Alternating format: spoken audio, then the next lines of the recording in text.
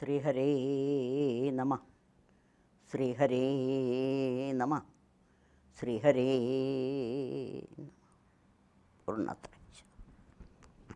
എണ്ണം യുണ്ണികൾ 10 പേരെ അവിടുന്ന് എണ്ണിക്കൊടുത്ത ദ്വിജൻ എണ്ണാതുള്ളതിനപ്പുറത്തു സുഹൃതം വാരിക്കൊടുത്തില്ലയോ. കണ്ണാ നിൻ കരുണാകടാക്ഷമതിനാൽ പൂർണ്ണത്രയീശാ ഭവാൻ എണ്ണിട്ടെങ്കിലും എന്നിലേകണമതിനെന്നും സ്മരിക്കുന്നു ഞാൻ. ഒരു ഭക്തനായ ബ്രാഹ്മണൻ, ആ ബ്രാഹ്മണൻ്റെ കുട്ടികൾ, സന്തതികൾ ഓരോന്നോരോന്നായിട്ട് മരിക്കുക. 9 കുട്ടികൾ മരിച്ചു. ഈ 9 കുട്ടികൾ മരിച്ച ആ ഒരു ദുഃഖം അർജുനന് സഹിക്കാനായില്ല. ഒരു ഭക്തനായതുകൊണ്ട് തന്നെ അദ്ദേഹത്തിന് എന്തിനാ ഭഗവാൻ ഇങ്ങനെ പരീക്ഷിക്കണേ? ഇനിയൊരു കുട്ടി ജനിക്കുകയാണെങ്കിൽ, മരിക്കുകയാണെങ്കിൽ ഞാൻ അഗ്നി കൂട്ടി അതിൽ ആത്മഹത്യ ചെയ്യും, മരിക്കും ഞാൻ എന്ന് അർജുനൻ പറയുകയാണ്. 10ാമത്തെ കുട്ടി ജനിച്ചു, കുട്ടി മരിച്ചു. അർജുനൻ അഗ്നിയിൽ ചാടാൻ തുടങ്ങുകയാണ്. ആ ശരീരം കേൾക്കണു. ഇപ്പോൾ അർജുന അരുത്, വൈകുണ്ഠത്തിലേക്ക് വരിക. ഈ ബ്രാഹ്മണനെ കൊണ്ട് വൈകുണ്ഠത്തിൽ വന്നാൽ ചില കാര്യങ്ങൾ കാണാൻ പറ്റും. വരിക. അർജുനൻ ബ്രാഹ്മണനെയും കൊണ്ട് വൈകുണ്ഠത്തിലേക്ക് പോവുകയാണ്. അവിടെ കണ്ട കാഴ്ചയോ, ഭഗവാൻ ഈ 10 കുട്ടികളെയും ശരീരത്തിൽ ഓടിച്ചാടി നടന്നുകൊണ്ട് കളിച്ചുകൊണ്ടിരിക്കുക. ഇത് കണ്ടപ്പോൾ അർജുനൻ ഭയങ്കര സന്തോഷം. എന്തായി കേൾക്കണേ? അർജുന, നിൻ്റെ അഹങ്കാരം ഒന്ന് കുറയ്ക്കാൻ വേണ്ടിയിട്ടാണ് ഞാൻ ഈ പരീക്ഷ ചെയ്തത്. അതുമല്ല, നിന്നെക്കൊണ്ടൊരു കാര്യമുണ്ട് എനിക്ക്. ഒരു ഭഗവാന്റെ ഒരു തടമ്പ്, ഒരു ചെറിയ വിഗ്രഹം നീ ഭൂമിയിലേക്ക് കൊണ്ടുപോയി അവിടെ സ്ഥാപിക്കണം. ബ്രാഹ്മണൻ്റെ കൂടെ കുട്ടികളെ വിട്ടോളൂ. വിഗ്രഹം പൂണിയിൽ എടുത്തു വച്ചു എന്നാണ്. പൂണി തുറന്ന്, പൂണി എന്ന് പറഞ്ഞാൽ ആവനാഴി, അർജുനൻ്റെ അമ്പൊക്കെ ഇട്ട് വയ്ക്കുന്ന ആവനാഴി. ആവനാഴിയിൽ വെച്ച് ഭൂമിയിലേക്ക് വന്നു. ഭൂമിയിൽ വന്ന് ഈ ആവനാഴി പൂണി തുറന്നതുകൊണ്ടാണ് പൂണിത്തുറ എന്ന പേരുണ്ടായത്. അത് പൂർണ്ണാനദിക്കരയുടെ പടിഞ്ഞാറ് ഭാഗത്താണ്. അവിടെ ഭഗവാന്റെ ഈ വിഗ്രഹം കൊണ്ടുവച്ചു. ഇന്നും അവിടെ ഒഴിഞ്ഞു കിടക്കുകയാണ്. ഭഗവാൻ കിഴക്ക് ഭാഗത്തേക്ക് വലിയ ക്ഷേത്രമൊക്കെ പണിത് കഴിഞ്ഞിട്ട് അവിടെ ഇവിടെ പറയുത്സവത്തിന് വരുമ്പോൾ മാത്രം ഇറക്കി എഴുന്നള്ളിക്കും. അർജുനൻ അവിടെ നിന്ന് വേറെ ഏതെങ്കിലും ഒരു സ്ഥലം അന്വേഷിക്കാൻ വേണ്ടിയിട്ട് ഗണപതി ഭഗവാനെ പറഞ്ഞയച്ചു. ഗണപതി ഭഗവാൻ പുഴയൊക്കെ താണ്ടി ഒരു സ്ഥലത്ത് വന്നു കഴിഞ്ഞപ്പോൾ എള്ളിൻ്റെ കാട് അത് കണ്ടു കഴിഞ്ഞപ്പോൾ നല്ല തണുപ്പ്. ഈ കാറ്റ് കൊണ്ട് കഴിഞ്ഞപ്പോൾ ഗണപതി ഭഗവാൻ മയങ്ങിപ്പോയി. തിരിച്ചർജുനൻ വന്നു കഴിഞ്ഞ് നോക്കിയപ്പോൾ ഗണപതി നല്ല സുഖമായിട്ട് ഉറങ്ങുക. തലക്കിട്ടൊരു കൊട്ടും കൊടുത്ത് എണീപ്പിച്ച് പോയി. ഇത് കണ്ടുപിടിച്ച് കഴിഞ്ഞിട്ട് ഒരു വിഗ്രഹം വേണമല്ലോ, വിഗ്രഹം ഉണ്ടാക്കണം. പഞ്ചലോഹ വിഗ്രഹം ഉണ്ടാക്കാനായിട്ട് മൂശാരിയെ വരുത്തി, മൂശാരിയെ കൊണ്ട് പഞ്ചലോഹം അത് ഉരുക്കി അച്ചിലിട്ട് ഒക്കെ ചെയ്തു. കണ്ണ് വരയ്ക്കാനായിട്ട് ഈ മൂശാരി കണ്ണ് വരയ്ക്കാൻ തുടങ്ങിയപ്പോൾ ആ വിഗ്രഹത്തിലൊരു വിരിയൽ ഒന്ന് വിരിഞ്ഞു എന്നാണ് പറയാം, ഒരു പൊട്ടുണ്ടായി എന്നാണ് പറയാം. മൂശാരിക്ക് ഭയങ്കര വിഷമായി. തേവരെ ചതിച്ചല്ലോ, തേവരെ കണ്ണ് വരയ്ക്കണമല്ലോ എനിക്ക്, എന്താ ചെയ്യുക?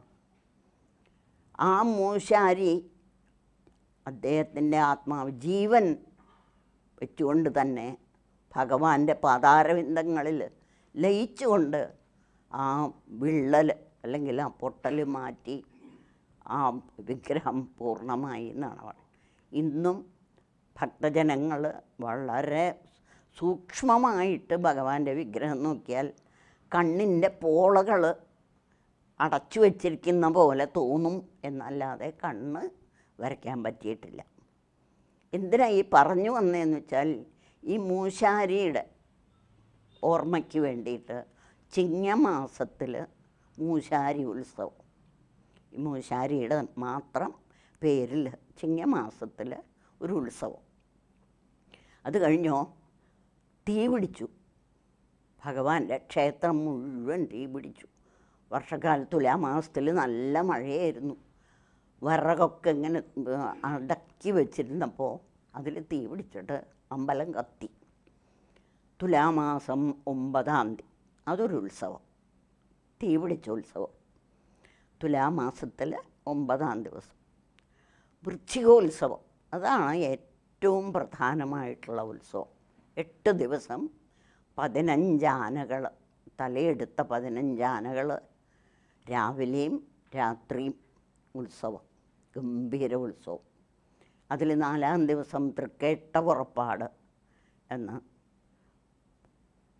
എന്നാണ് ആ ഉത്സവം. 4-ാം ദിവസം ഈ തൃക്കേട്ട പുറപ്പാട് വില്വമംഗലം സ്വാമികൾ ഭഗവാനെ ദർശിക്കാൻ വന്നു. ഭഗവാനില്ല അവിടെ എങ്ങും കാണാനില്ല. തപ്പി നടന്ന് കണ്ടുപിടിച്ചു. ഈ ആനകളുടെ മുകളിൽ ആനകളുടെ മുകളിൽ കിടന്ന് കളിക്കുകയാണ് ഭഗവാൻ. ആ ദർശനം കിട്ടി. അന്ന് ആ ദർശനം കിട്ടിയത് ഇന്നും ഭക്തജനങ്ങൾ ലക്ഷങ്ങൾ ഈ ദർശനത്തിന് തൃക്കേട്ട പുറപ്പാടിൻ്റെ അന്ന് ഭഗവാന്റെ ദക്ഷിണയിട്ട് സ്വർണ്ണക്കുടത്തിൽ കാണിക്കയിട്ട് ഭഗവാനെ അന്ന് കണ്ട വില്വമംഗലം സ്വാമികളുടെ ആ ദർശനത്തിൻ്റെ ഓർമ്മയിൽ അന്ന് 8 ദിവസം കഴിഞ്ഞ് അന്ന് 8-ാം ദിവസം ആറാട്ട്. അത് കഴിഞ്ഞ് കുംഭമാസത്തിൽ ഭഗവാൻ ഭക്തജനങ്ങളെ മുഴുവൻ കാണാനായിട്ട് ഇറങ്ങും. അതിൽ പ്രത്യേകിച്ച് പറയാനുള്ളത് ഈ മൂലസ്ഥാനത്തേക്ക് പൂണിത്തുറയിലേക്ക് പോയല്ലോ. ആ പൂണിത്തുറയിൽ ഇന്നും ഒഴിഞ്ഞു കിടക്കുന്ന ആ ക്ഷേത്രത്തിലേക്ക് പോകാനായിട്ട് പൂർണ്ണാനദി എന്ന് പറയുന്ന ആ നദി പാലത്തിൽ കൂടെ പോവില്ല. ഭഗവാൻ ഇന്നും ഇക്കരെ ഒരു വഞ്ചിയിൽ നിർത്തിയിട്ട് ഇക്കരയിൽ ആ വഞ്ചിയിൽ കയറി അക്കരെ പോയിട്ട് പൂണിത്തുറയിൽ പോയി ആ ഒഴിഞ്ഞു കിടക്കുന്ന ക്ഷേത്രത്തിൽ ഇറക്കി എഴുന്നള്ളിച്ച് അവിടുത്തെ പറ കഴിഞ്ഞ് വരും. വടക്കോട്ടും തെക്കോട്ടും കിഴക്കോട്ടും എല്ലായിടത്തും ഭഗവാന്റെ കുംഭമാസത്തിലെ പറയുത്സവം. ഉത്രം, കുംഭമാസത്തിലെ ഉത്രം ഭഗവാന്റെ പിറന്നാളാണെന്നാണ് വൈപ്പ്. അന്ന് ഒടപ്പുറന്നോള് വരും. ഒടപ്പുറന്നോളെന്ന് വെച്ചാൽ സഹോദരി. പിഷാരിക്കോവിൽ ഷാരി ഭഗവതി ആനയും അമ്പാരിയും ആളുകളും എല്ലാവരുമായിട്ട് പലഹാരങ്ങളും നേന്ത്രക്കൊലയും എല്ലാം കൂടെ കാണിക്കുകയും എല്ലാം കൂടെ കൊണ്ടുവന്ന് കാഴ്ച വെച്ച് ഭഗവാനെ ഒടപ്പുറന്നോളെ കാണാനായിട്ട് ഭഗവാൻ എഴുന്നേറ്റ് വന്ന് എതിരേറ്റ് 2 പേരും കൂടെയുള്ള ഉത്സവം ഉത്രം.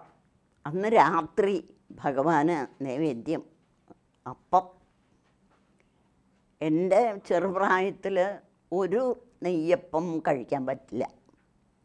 അത്രയ്ക്ക് വലുതുമായിരിക്കും, അത്രയ്ക്ക് നെയ്യും.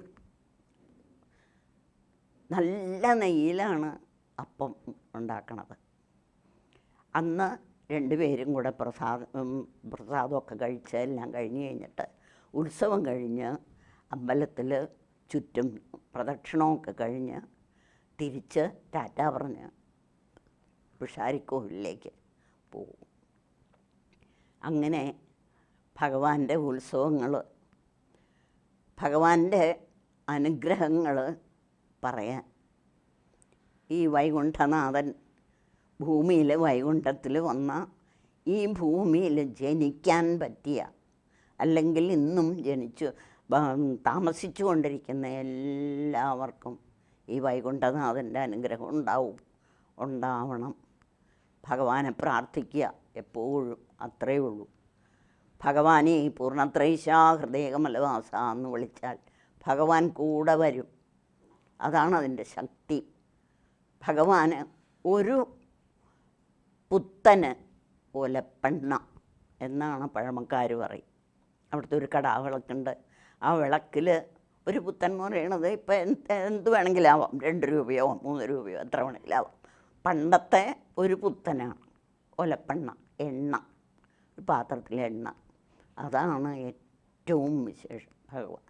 പിന്നെ പന്തീരുന്നാഴി 12 അരിയിൽ പാൽപ്പായസം, അത് നേരത്തെ കൂട്ടി ബുക്ക് ചെയ്ത് ഓരോരുത്തരുടെ വഴിപാടായിട്ട് ആ പായസം അമ്പലപ്പുഴ പാൽപ്പായസം പോലെയും ഗുരുവായൂരപ്പൻ്റെ പാൽപ്പായസം പോലെയും ഒക്കെ പൂർണ്ണത്രയീശൻ്റെ പന്തീരുന്നാഴി പാൽപ്പായസം ഒന്ന് വിശേഷമാണ്. ഭഗവാന്റെ പാൽപ്പായസം കഴിക്കുക. പിന്നെ പ്രത്യേകിച്ചൊരു എന്നെ സംബന്ധിച്ചിടത്തോളം ഒരു ഉപദേശം എന്ന് പറയാൻ വയ്യ, അങ്ങനെ ആരും തെറ്റിദ്ധരിക്കരുത്. തിരുവോണ ദിവസം സന്താനഗോപാലകൃഷ്ണ പൂജ. ദമ്പതികൾ മക്കളില്ലാത്തവർ കുറേ വർഷങ്ങളായിട്ട് മക്കളില്ല. ഭഗവാനെ എന്താ ചെയ്യുക, ആരോടാ എന്താ വഴിപാട് കഴിക്കുക, എത്രയോ വഴിപാടുകളൊക്കെ കഴിച്ചു കഴിഞ്ഞല്ലോ, എന്താ ചെയ്യുക? പൂർണ്ണത്രയീശൻ്റെ തിരുവോണ നാളിൽ ഈ ഉത്സവക്കാലത്ത് മാത്രം തിരുവോണത്തിൽ പുഷ്പാഞ്ജലി ഇല്ല. അല്ലാത്ത ഏത് മാസത്തിലായാലും തിരുവോണ ദിവസം പുഷ്പാഞ്ജലി, സന്താനഗോപാലകൃഷ്ണ പുഷ്പാഞ്ജലി അവരുടെ പേരിൽ നടത്തി അവർ നേരിട്ട് വന്ന് ആ പുഷ്പാഞ്ജലിയുടെ പ്രസാദം സേവിക്കുകയാണെന്നുണ്ടെങ്കിൽ ഭഗവാൻ നേരത്തെ പറഞ്ഞ പോലെ ഉണ്ണികൾ പ്രസാദിച്ചു തരും. അതിൽ യാതൊരു സംശയവുമില്ല. പൂർണ്ണത്രയീശൻ സന്താനഗോപാലകൃഷ്ണൻ തൃപ്പൂണിത്തുറയിൽ വാഴുന്ന പൂർണ്ണത്രയീശൻ പൂർണ്ണമായിട്ടും 3 ലോകത്തിനും അധിപനായിട്ടുള്ള പൂർണ്ണത്രയീശൻ ഈ എന്നെ കേൾക്കുന്ന എല്ലാ ശ്രോതാക്കൾക്കും ആയുരാരോഗ്യ സൗഖ്യം നൽകണേ എന്ന് മാത്രം പ്രാർത്ഥിച്ചുകൊണ്ട് നിർത്തട്ടെ. നന്ദി, നമസ്കാരം.